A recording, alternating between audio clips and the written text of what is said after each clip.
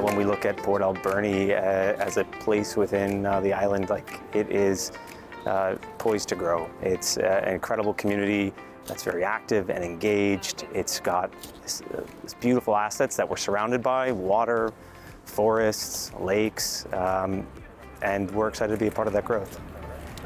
I think this site really has the potential to a couple of things. One, be a hub downtown for a lot of activity in the community, but also I think it's bringing the right type of attraction to Port Alberni and new groups that will want to come and invest money, and lots of young families that would like to consider the lifestyle benefits of being in Port Alberni and the affordable real estate, which is on everyone's mind.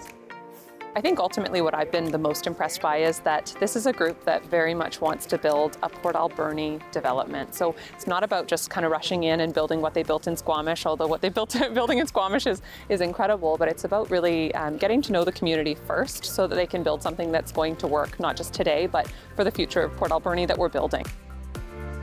We were brought in ideally right off the get-go when the city was talking about taking the property. We'd been there when they were picking the developer.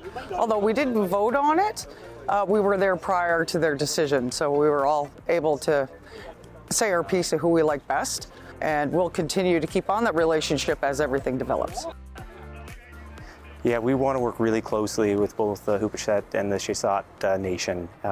That's critical to how we work as an organization. We partnered with the Squamish Nation in Squamish. We partnered with the Choctaw Nation in Oklahoma. It's something that's integral to our DNA, and we really see it quite critical for the site to move forward.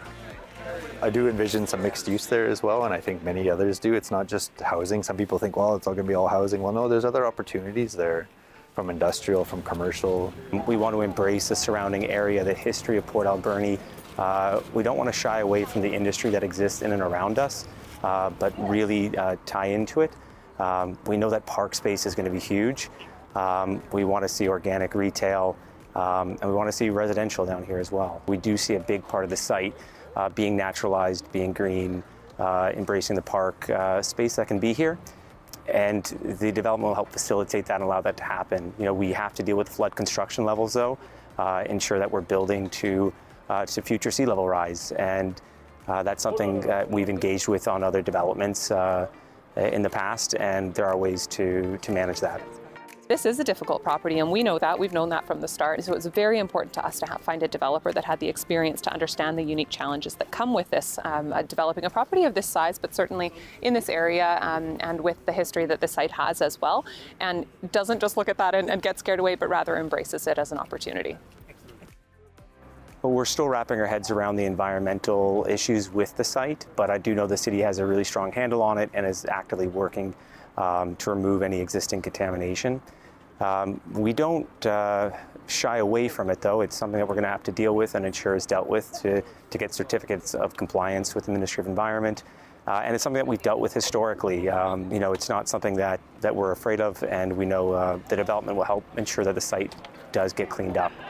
If we do our jobs properly, the town of Port Alberni will see this as theirs, and we need to work closely with the city to ensure that we get that to happen.